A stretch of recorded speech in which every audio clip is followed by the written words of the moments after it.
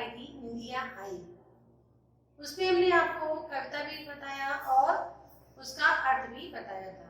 और मैंने होमवर्क में भी आपको दिया था कि अपने शब्दों में यानी नींद आने पर आपको कैसा अनुभव होता है वो आपको लिखना है। आज हम आपको एक बार फिर से संक्षेप में पोयम एक बार पढ़ा रहे हैं और उसका अर्थ बता रहे हैं। निंदिया आई दौड़ी दौड़ी हमने खाट बिछाई चौड़ी, ली खूब लंबे कर्राटे भागे बड़े मियाँ सन्नाटे, सपने में एक महल बनाया जोड़ जोड़ कर कौड़ी कौड़ी, गढ़ी कहानी सच्ची झूठी कुंभकर्ण सी नींद न टूटी, भले खोपड़ी पर टिक टिक टिक घड़ी चलाती रही हथौड़ी, सोते रहे पहन कर टाई कहाँ कहाँ हम घूमे भाई, सपने में भी जीभ जल गई फिर भी खाई गरम पकौड़ी। संक्षेप में इसका अर्थ फिर से बता दे रही हूँ कि नींद आने पर हमने एक खाट बिछाई और उसमें इतने लोग जो है सो गए हम कि खूब लंबे लंबे खर्राटे लिए और एक सन्नाटा सा छा गया, और उसी नींद में एक सपने का महल कौड़ी जोड़ जोड़ कर बनाया और खूब सुंदर सुंदर कहानी कुछ सच्ची कुछ झूठी हमने उसमें गढ़ी। भले खोपड़ी पर एक घड़ी की सुई टिक टिक कर रही थी लेकिन हमारी नींद नहीं टूटी, और हम जिस अवस्था में थे टाई सूट पहने हुए उसी तरह हम सो गए, और सपने में ही हमने जीभ भी जला ली यानी गरम पकौड़ी खाकर हमने जीभ जला ली। इस तरह आपकी ये कविता थी और आपका अर्थ था। आज हम कविता से संबंधित कुछ कठिन शब्द आपको हम बताएंगे। जैसे लिखते समय आपको दिक्कतें होती है या गलत लिख जाता है, तो एक हम जब कठिन शब्द लिखते हैं तो हमें बोलने की प्रक्रिया भी रखनी चाहिए। इससे बच्चों को बहुत फायदा होता है। ऐसे इसलिए कि जब हम कोई शब्द बोलते हैं तो बोलते समय हमें उस शब्द के कौन से अक्षर हैं और किस तरह से उसमें मात्राएं लगनी है तो हमें वो पता चलता है। कभी कभी हम कुछ शब्द को गलत बोल देते हैं, इसलिए लिखते समय भी हमारी मात्राओं में अक्षरों में गलतियां हो जाती हैं। तो कठिन शब्द इसीलिए लिखाया जाता है जिससे कि आप इससे जुड़े क्वेश्चन आंसर लिखते हैं, शब्द अर्थ लिखते हैं और फिल इन द ब्लैंक्स लिखते हैं। बहुत सी सारी चीजें हम जब लिखते हैं और इन शब्दों का हमें अच्छे से ज्ञान होता है तो वो गलतियां हमारी नहीं होती हैं। तो आज हम एक लिखने का तरीका और अक्षरों का मात्राओं का ज्ञान इस कठिन शब्द लिखने के द्वारा हम बता रहे हैं। जैसे एक उदाहरण हम लेते हैं निंदिया। अब जैसे हमने बोला नींदिया, नींदिया बोला तो हम उसको बड़ी ई की मात्रा भी लगा देते हैं, जो कि ये गलत है। कहीं चंद्र बिंदी लग जाती है और कहीं पर नहीं भी चंद्र बिंदी लगती है और कहीं पर ये मात्रा, तो ये हमारा गलत है। अगर हम बोला हमने गलत, हमने नींदिया बोला तो क्या हुआ, हमारा गलत हो गया। अब हम क्या बोले निंदिया, निंदिया यानी कौन सी मात्रा, निंदिया यानी छोटी की मात्रा है। तो हमने पहला वर्ड आपका क्या लिखा, निंदिया। निंदिया नहीं कहेंगे बच्चों, यहाँ कहेंगे तो हमारे चंद्र बिंदी इस पर लग जाएगी, और हम नी बड़ी कहेंगे तो हमारी बड़ी की मात्रा। तो यहाँ क्या बोलेंगे निंदिया, निंद यानी छोटी की मात्रा, बिंदी और दांत पे हमने छोटी की मात्रा लगाई तो क्या हो गया निंदिया। अब देखिए बच्चों आई भी हमारा एक कठिन शब्द, इसलिए ये कठिन शब्द हमने रखा कि आई और आई हम दो तरह से लिख सकते हैं। हम यहाँ पर देखिए दो तरह से हमने लिखा, एक आई बड़ी की मात्रा हमने यहाँ पर लिखा यानी बड़ा और बड़ी मिलाकर आई हमने बनाया, और एक आई हम इस तरह से लिख सकते हैं बड़ा और या में बड़ी की मात्रा। तो ये हमारा क्या हो जाएगा आई। तो हम दोनों तरीके से आई आपको लिखना बता रहे हैं। अब हम आते हैं दूसरे शब्द पे, दौड़ी दौड़ी। देखिए कुछ शब्द ऐसे होते हैं जिसके तुक एक जैसे होते हैं, जैसे यहाँ वहां, दौड़ी दौड़ी, आजकल। तो हम बीच में जो है छोटी सी पाई खींचते हैं, इसको भी हम बताएंगे जब आपको हम चिन्ह बताएंगे तो बताएंगे इस चिन्ह को क्या कहते हैं।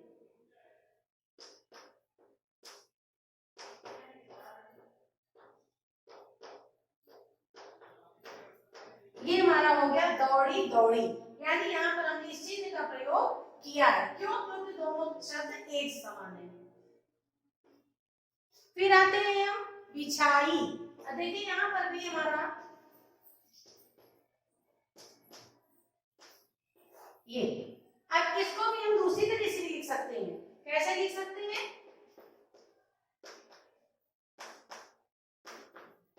ये, यानी यहाँ पर हमने बड़ी ई का प्रयोग किया और यहाँ पर या लगाकर बड़ी ई की मात्रा का प्रयोग किया। तो एक शब्द को हम दो प्रकार से किस तरह से लिख सकते हैं, ये हमने यहाँ पर आपको बताया। अब आपको बताते हैं खर्राटे। ये खर्राटे। अब जब हम ये बराबर से शब्द लिख रहे हैं तो यहाँ कॉमा का भी प्रयोग करेंगे। ये यहाँ पर दौड़ी दौड़ी के बाद, क्योंकि अन्य शब्द जो हम लिखते हैं तो अभी हमारा ये वाक्य पूरे नहीं हो रहे हैं, यानी जो चीज कठिन शब्द लिखेंगे तो इसलिए हमने कॉमा का प्रयोग किया हुआ है। इस तरह से और शब्द हम लिखते हैं सन्नाटे। अब देखिए क्या बना सन्नाटे। अगर सन्नाटे बोलते हैं तो हम ना पूरा ही प्रयोग करेंगे, लेकिन बोलना क्या है? सन्नाटे, सन्नाटे। यहाँ पर हमें आधा नाम और पूरा नाम दोनों का प्रयोग करना है, इसलिए हमें क्या बोलना है? सन्नाटे। जब हम इस तरह से बोलेंगे तो हमें पता चलेगा कि हमें क्या अक्षर किस तरह से लिखना है। इस तरह से हमें ये कठिन शब्द लिखने हैं। अब कुछ कठिन शब्द आपकी बुक में है, पोएम में, आपको ढूंढकर उसमें से लिखने हैं। जैसे एक शब्द और हम आपको बताते हैं, सच्ची। ठीक, आप सच्ची बताते हैं।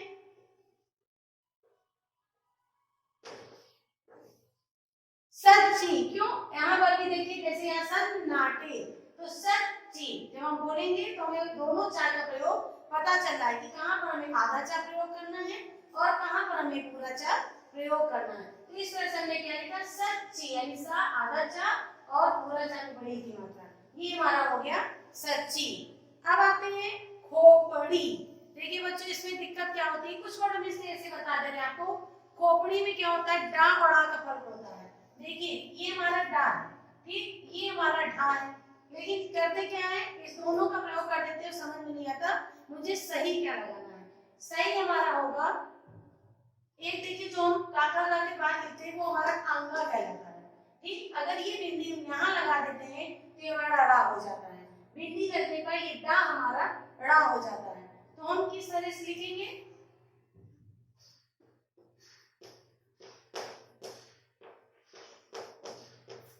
खोपड़ी, यानी हमने डा में नीचे बिंदी लगाया तो ड़ा का हो गया, तो यहाँ क्या हो गया? खोपड़ी। ठीक, इस तरह से हम आपको हथौड़ी बता रहे हैं। इसी से रिलेटेड शब्द देखिए, आपकी पोयम में ही है ये शब्द, हथौड़ी। अब ये हथौड़ी, हथौड़ी बोलते हैं लोग, लेकिन हथौड़ी नहीं होता, हथौड़ी होता है। आप थोड़ी करेंगे तो था में एक मात्रा यानी को की आप लगा देंगे, और जब आप शुद्ध या साफ बोलेंगे हथौड़ी तो आपको सब पता चलेगा कि यहाँ पर औ की मात्रा का प्रयोग होगा। तो हमने आपको बताया कि ड्रा में पीछे बिंदी लगाने से ड़ा हो गया, और हथौड़ी नहीं होता, हथौड़ी होता है, जिसमें औ की मात्रा का प्रयोग किया जाता है।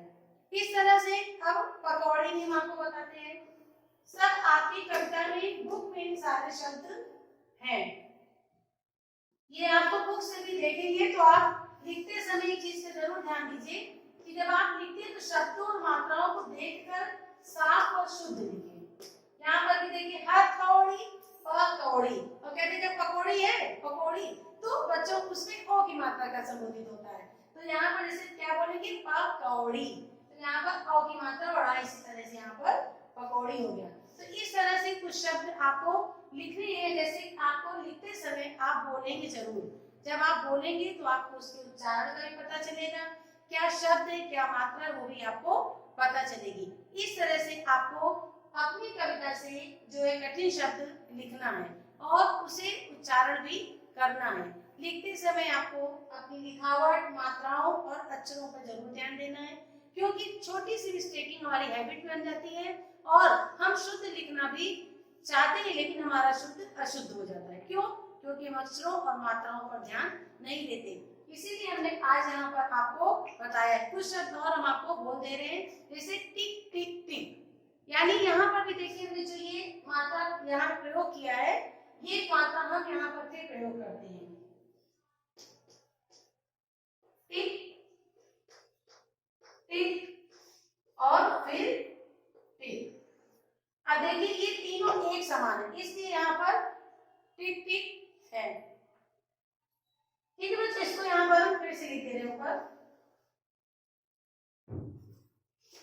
देखिए यहाँ लिख दे रहे हैं।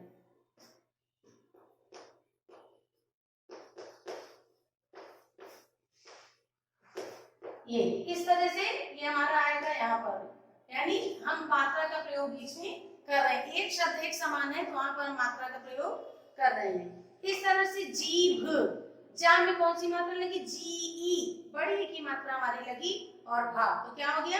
जीभ। कहाँ, कहाँ में हम क्या करते हैं? कहाँ कैसे लिखेंगे? देखिए यहाँ पर हम आपको बता रहे हैं कहाँ।